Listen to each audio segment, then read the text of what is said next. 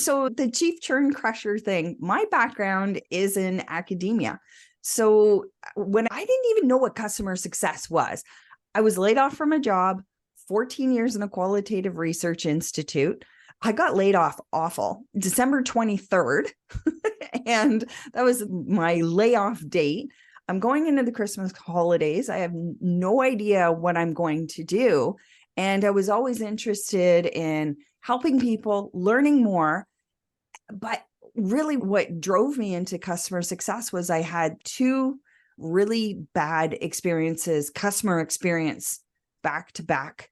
I was so devastated because I had followed, it was two individuals, you can call them gurus, and they really seemed like they could be helpful.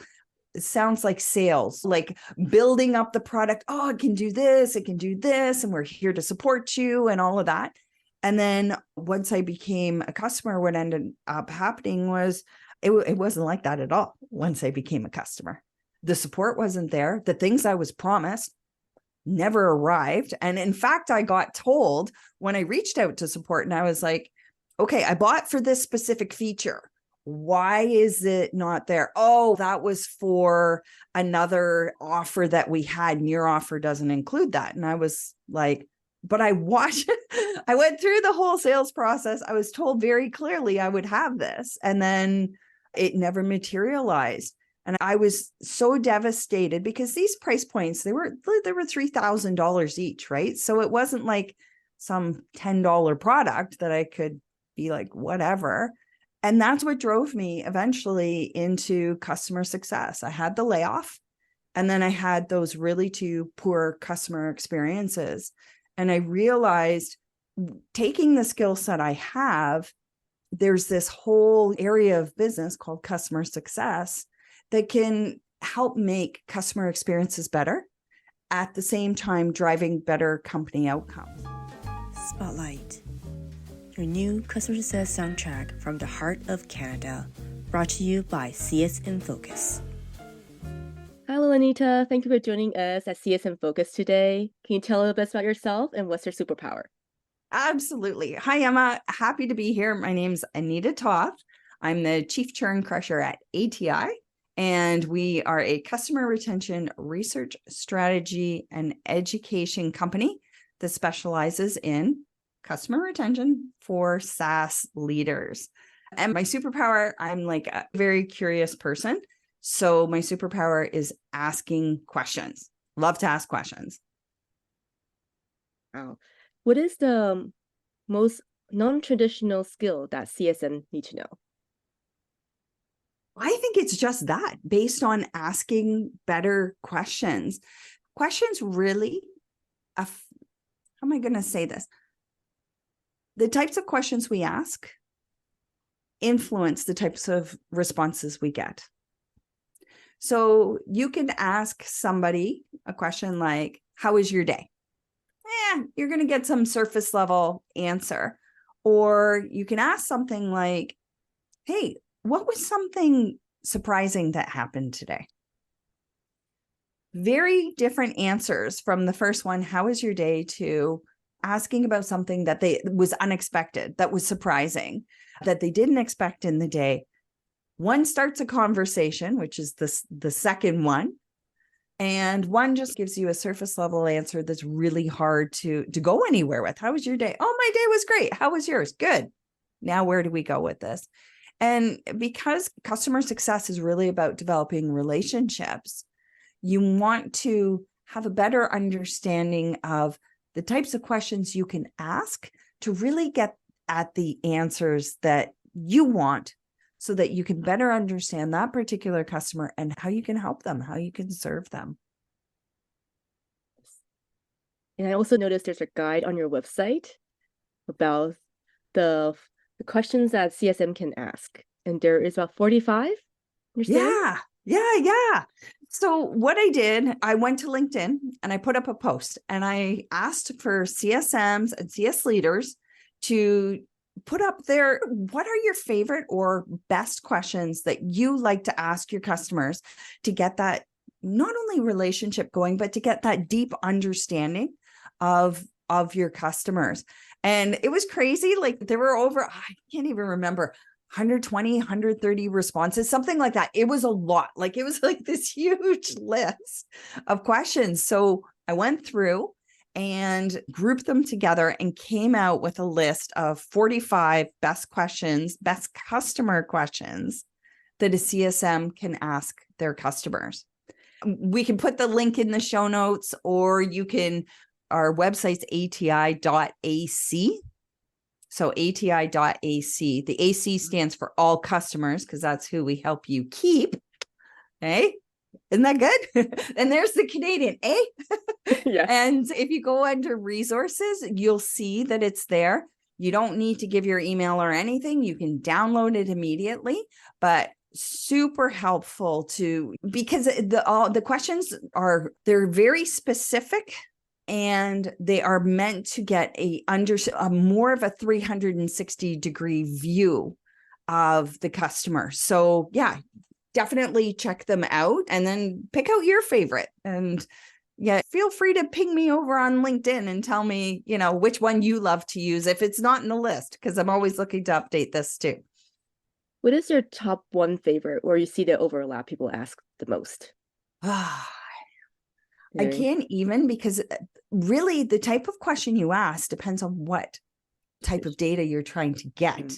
So even like whittling this down to 45 was hard, because so you could have two questions that look very similar, but could come out with slightly different answers.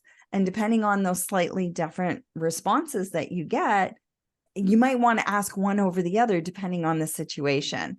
So this is why coming down to this 45, it's to really get that 360-degree view of the customer. And it asks things like not only what are company goals, but like that particular person that you're speaking to at that moment, what are their personal goals? So you're getting these 45 questions asked at the company level and at the personal level of your customers, because I think that's the part that's often forgotten. Is there's so much focus on what are the company goals, what are they trying to achieve, that you forget you're actually having a one-on-one relationship with a person. How can you help them be successful as well as helping the company be successful as well? You mentioned ask that question early. How early you were talking about? I would say in that onboarding process, you want to get to know. Now, I'm just going to put a tiny bit of a warning on here, because you also want to ask that question again a little later on once you've gotten to know them, because trust, we all give the surface level answers at first, which is good, right? Because we're not sure. But as you develop the relationship with the customer, you want to take that a step down. So maybe 3 months in, 4 months in, good time to ask that same question and see how the answer has changed. Yeah. And also with the things happening so fast, maybe the goals has been changed. Absolutely. Right now. Yeah. And speaking of trends, what are the most exciting trends you see right now in CS? I get so excited by AI. Oh my God, so excited by AI. I think AI now, it's in its infancy in many ways, at least coming into the business world. It's been around for a while, and true AI, we haven't quite hit yet. So really what we're talking about is the algorithms, patterns. That's where AI is right now.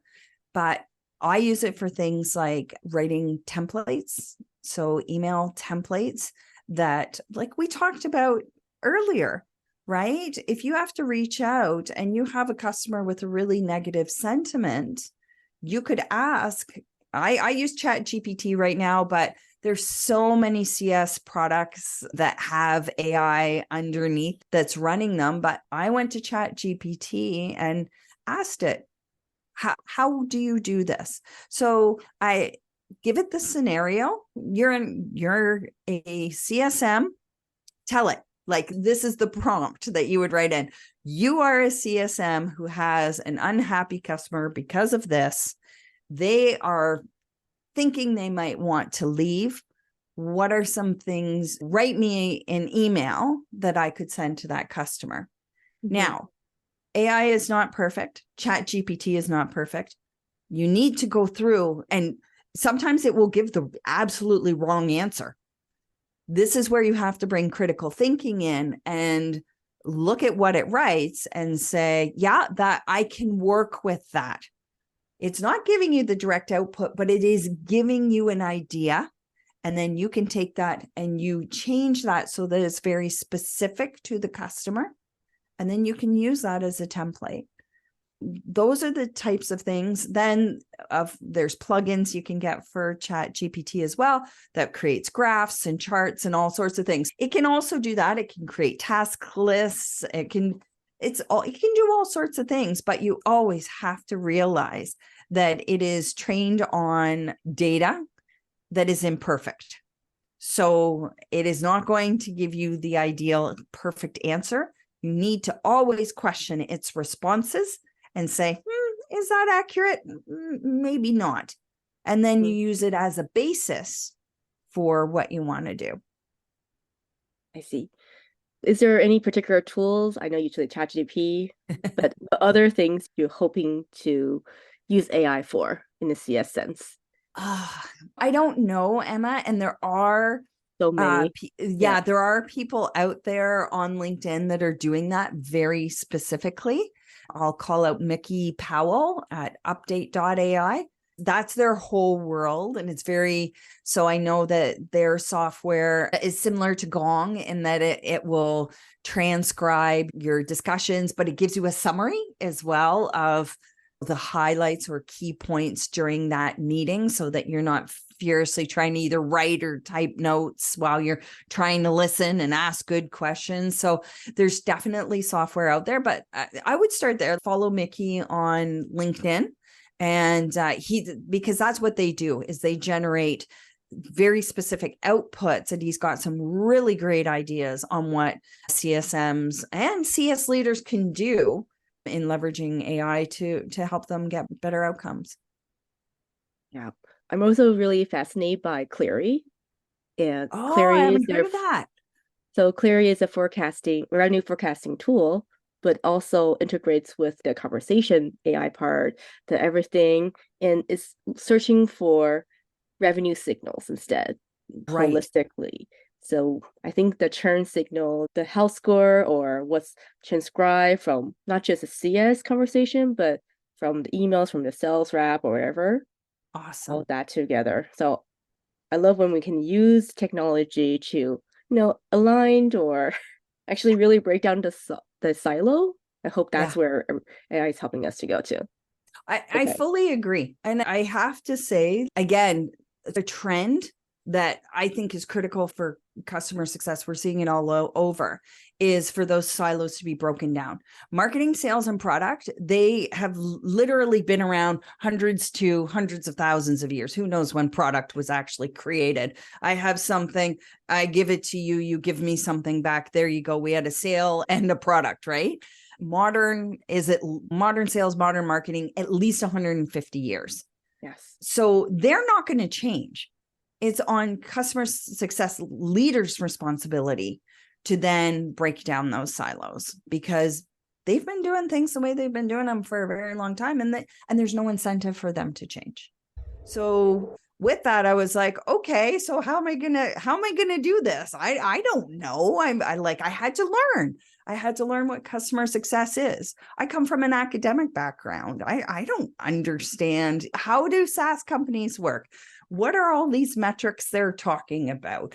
I didn't know anything. So I had to dig through and learn. So I started this. Emma, you and I talking here, I listened to tons of these kinds of podcasts and webinars and Google searches. What is churn? I didn't even know what churn was. Like, what is it? How do you measure it? And then I would go down these rabbit holes and get an understanding.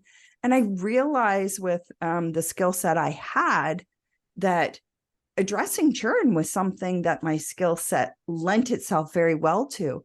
It was also a key business problem, which meant that companies then would be willing to pay to help deal with this problem or help them just not have so severe an issue with it. And so that's how I got into customer success and my chief churn crusher title. I was like, okay, if I'm going to help with this churn thing, I don't want to just call myself a CEO or a founder of my company. I want to show in the title very quickly what we do and also attract the right people. And so if you don't know what churn is, then automatically you're not going to be interested in what I have to say. So it was a really long process. It was hard. I will tell you, coming from academia where things are very rigid and rigorous into business, having to learn about customer success, having to learn the difference. Here's one thing that took me a little while. The difference between customer success for enterprise and customer success for SMB. I didn't know that there was a difference because one is very high touch and very low churn rates, and that's enterprise, versus SMB is everything from digital to lower touch. And there's different language around this even, and trying to figure out what are people calling this. And yeah, it took me quite a while. I would say before coming brand new into customer success, not having any idea what it was, and then having to learn about it. It took me probably, I'd say a good 6-8 months before I started feeling comfortable enough that I'm like, yeah, this is now my world. But it took some time to get there. I have a question. So when you mentioned that churn, what is the process in the customer journey that the companies are underlooked that happens, the gap? So that's a really huge question. And I think the best way that I see it to explain about churn is that customer success is the end of a long process, or short, but marketing and sales are definitely involved. Churn, though, is generally the responsibility of customer success. It depends on the company, but let's just say the majority of companies, customer success is responsible for reducing churn. The challenge is that the seeds of churn are often planted with marketing and sales. So by the time they become customers often have expectations that may or may not be accurate for the customer, the post-sale customer journey. They may have, like my experience, promised things that once they become a customer, you learn, oh, wait a minute, I don't get that. Or that's not part of the plan, or that I purchased, or whatever it is. And so customer success has a very big challenge. So the long-term challenge is breaking down the silos between customer success, marketing, and sales, so that these customer expectations, sales not selling features that are unavailable, that those over time, you can work with marketing and sales and develop a good enough relationship that what they do changes, so that once customers become customers, their expectations aren't out of whack. They're not being promised things that they will not get. And that's long-term. Short-term, though, and what customer success leaders can do, and CSMs, is focus a lot on the onboarding process. So just think of like yourself. When you buy something new, usually emotionally you're fairly high, unless it's something that's an absolute emergency, like your house flooded and now you have to go get services to fix up your house. That's generally not what SaaS companies are. They're not there to fight those kinds of fires or floods. So generally, when you purchase new software, you're feeling hopeful. You're feeling maybe a little excited that, hey, this can solve this problem for me, or help me make things better in my life, whatever it is, or help me hit this goal. So I want you to picture like a graph with an emotional peak, right? You're at the top. Now, when you become a customer, right at that peak, if those emotions aren't managed well, and this is that onboarding process, the responsibility of CSMs and CS leaders to make happen, then quickly customers can go from being excited and hopeful to regretting that they purchased. So it's called buyer's remorse. And we've all had it, from small items that you've purchased where you regretted purchasing it to even really big ones. Sometimes you regret purchasing your car or your house or whatever it is. So churn is actually driven by emotions. And this is the one thing that we focus so much on business, on rationality. Oh, these are the reasons. But really, the reason why we stay with a company and the reason why we leave is emotionally driven first. Secondly, you justify then with reason. It's too expensive. It's too hard. I don't understand it. I don't like this. Those are the rational reasons for churn versus the emotional, which are those expectations that weren't met, whether it's those features that don't arrive, won't arrive, or even just how they expected to be treated as a customer. There's a big difference in the onboarding process where you really feel welcome, reassured you made the right decision, that it feels like the company wants you there. That's very different than, and we've all had it, where you become a customer and you're just left on your own. There's hardly any communication, or the communication's poor. You don't know what to do next. So what do you feel? Lost? And then you start thinking, maybe this wasn't maybe I shouldn't have bought this product. Those are those emotional drivers that need to come into the onboarding process.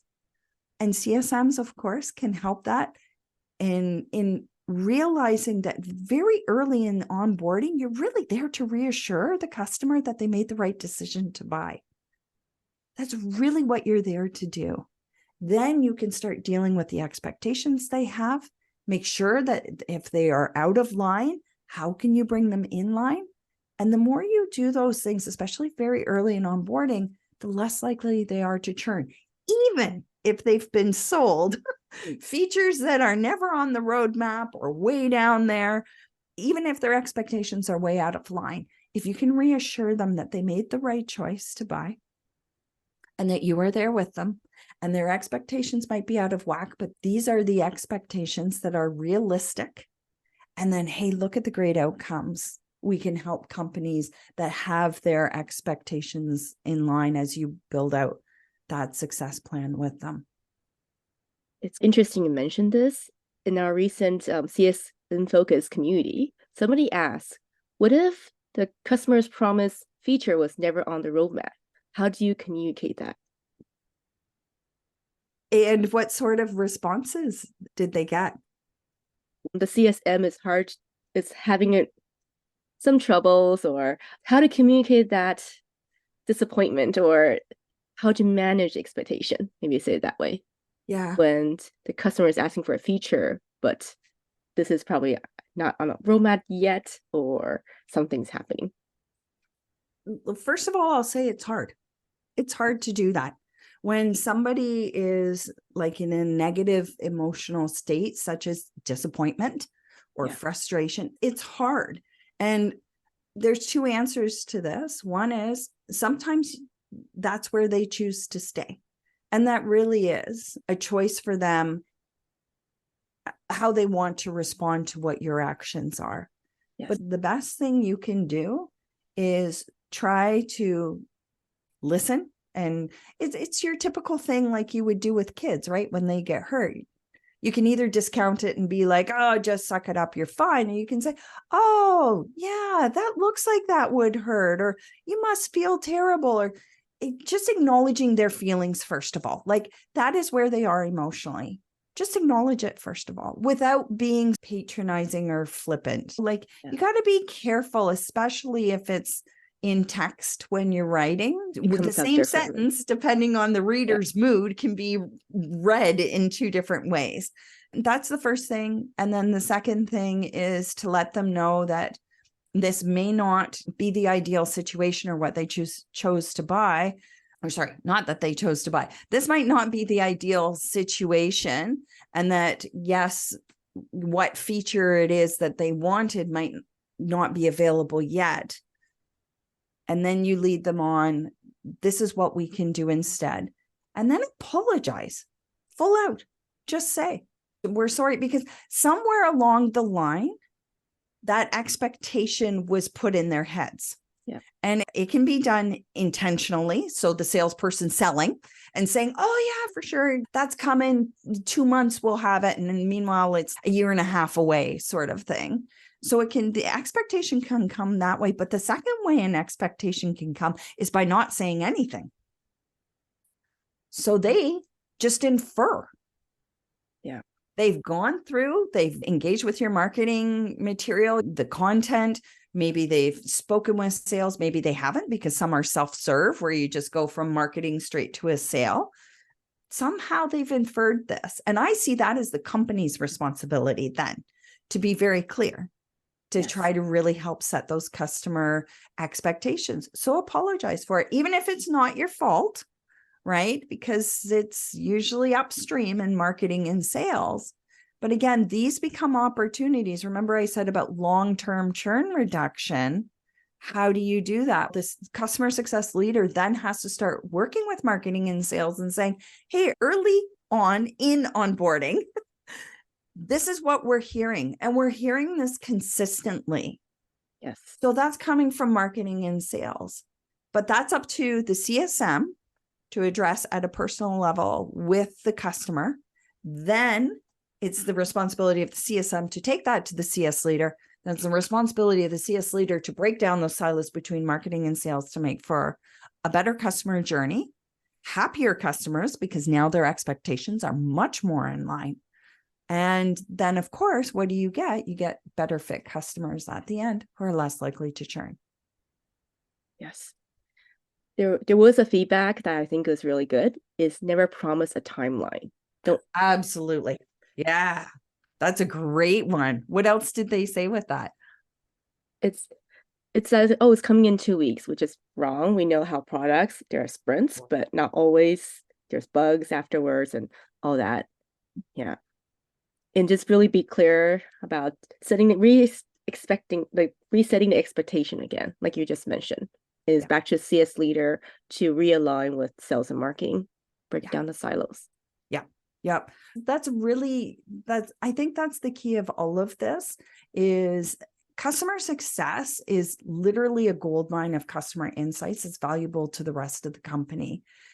I think the biggest challenge of customer success, and this is one thing I'm starting to see trending more and more, is around the responsibility of customer success leaders to break down those silos and take the goldmine of information that their customer insights of information or data that they're sitting on and start helping other teams in the company with that information. Because sales, they're focused on a specific slice, right?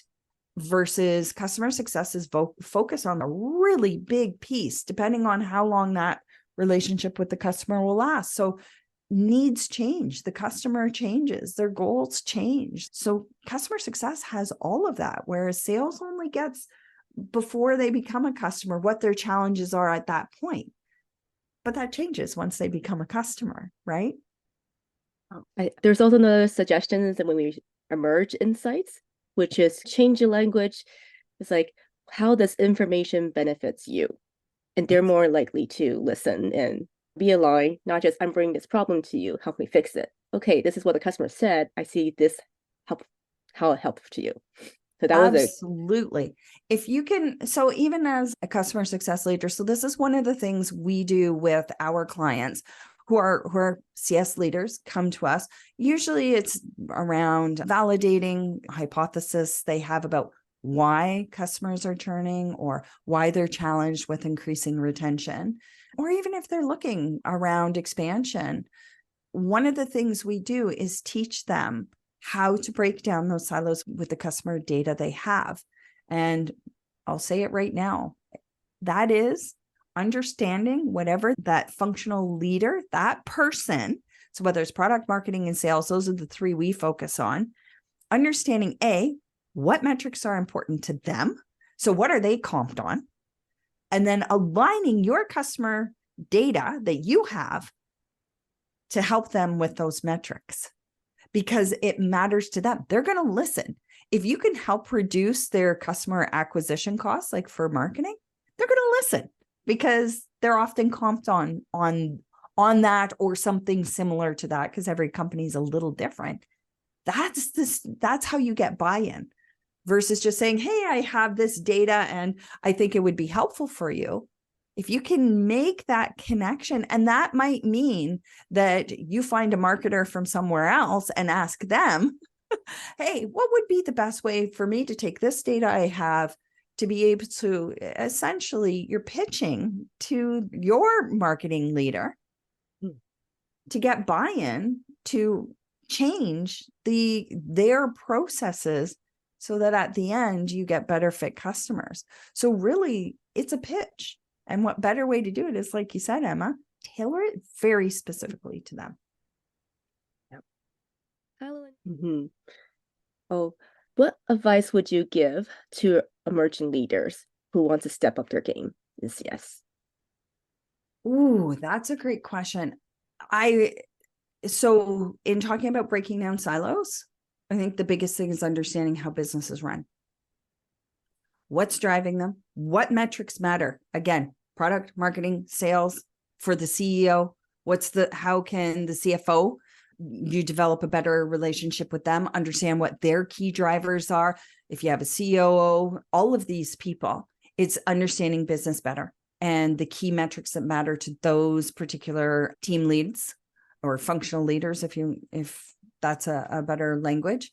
That's what I would say. Learn business. Learn the language of business. Learn what drives business. Learn how decisions are made at the executive level. Because if you're wanting to move up from a CSM to a CS leader, that's the language you're now going to be speaking, is the language of business. What is the one piece of advice you would give our audience in CS in Focus? I think just like with anything, when you're learning something new, whether it's you're looking to move up as a CS leader, whether you're a CS leader looking to break silos, whether you're a brand new CSM or you're looking to enter into customer success, it's be gentle on yourself. It's really, I think we're people who are on the post-sale side, we so want to help. We want to get these skills up and running very quickly. I think we tend to be a little hard on ourselves sometimes when it's not all clicking into place super fast, and just be gentle. Like, it took me a long time to understand and get to. I feel comfortable with what I know, but in the beginning, I certainly didn't either. And just be gentle on yourself. And where would you like the people to find you? There are more questions. So my second favorite place to hang out online besides Netflix is LinkedIn. So you can go meet me over there on LinkedIn. You can follow me. You can also connect with me over there. Feel free to tell me what you thought was interesting in this discussion that you and I had today. And the other place, of course, is ati.ac. So AC standing for all customers, because that's who we help you retain. And if you go to that resources tab at the top, there's all sorts of different downloads that you can take, including the one we talked about, which are those 45 best customer questions a CSM can ask. Definitely have a look at those. And if you have ones that you love, questions you love to ask that aren't on that list, just again, hit me up on LinkedIn and tell me about it, because I'm always looking to add to this list, because I want this to be a great resource for people so that they can get that deeper customer data or deeper customer insights that they're looking for. Thank you so much, Anita. Jeff recently wrote something on LinkedIn describing CSM is actually the middle child. Have you heard the show Brandy Rose? No. The oldest child is like a sales marketing. They get all the attention. Product is the youngest child, which is we need to baby because they're still young. And then CSM left with the middle child. What is your take on that? That's fascinating. I never thought of it like that. I could see that because what often happens to middle children is they're forgotten in say whatever the oldest is dealing with and whatever the youngest is dealing with.